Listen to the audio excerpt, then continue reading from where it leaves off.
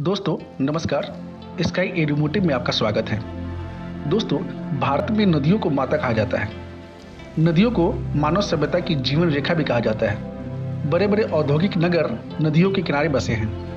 गंगा भारत की सबसे प्रमुख और सबसे पवित्र नदी है।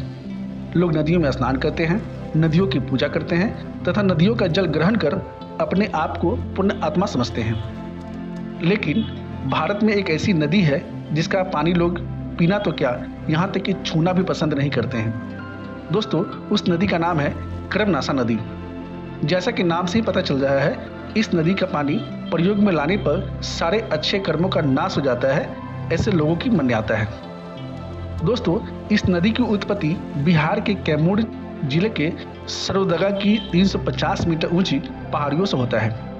कर्मनासा नदी कैमूर से निकलकर 192 किलोमीटर की यात्रा करती हुई बिहार और उत्तर प्रदेश की सीमा बनाती हुई उत्तर प्रदेश के जिला सोनभद्र, चंदौली, वाराणसी, गाजीपुर होते हुए बिहार के बक्सर जिले के चौसा नामक स्थान पर यह गंगा से मिल जाती है। दोस्तों, अगर चौसा की बात करें तो यह महर्षि च्यवन नाम से जाना जाता है। 26 जून 1539 को चौसा में मुगल बादशाह हुमायूं और शेर शाह सूरी की लड़ाई बहुत ही प्रसिद्ध है, जिसमें हुमायूं को पराजय का सामना करना पड़ा था। चौसा युद्ध के बाद ही शेर शाह सूरी बंगाल और बिहार का सुल्तान बन गया था। दोस्तों, कर्मनासा नदी के साथ एक बहुत ही पुरानी पौराणिक मान्यता है, जिसके कारण लोग इसे अपवित्र मानते हैं। पौराणिक कथा के अनुसार सत्यवादी राजा हरिश्चंद्र के पिता सत्यव्रत बेहद पराक्रमी राजा थे। उन्होंने एक बार अपने कुल गुरु वशिष्ठ से सशरीर स्वर्ग जाने की इच्छा प्रकट की। गुरु वशिष्ठ ने ऐसा करने से मना कर दिया। इससे नाराज होकर सत्यव्रत विश्वामित्र के पास चले गए और यह बात जाकर उन्होंने दोहराई तथा यह भी बताया कि गुरु वशिष्ठ ने ऐसा करने से मना कर दिया है।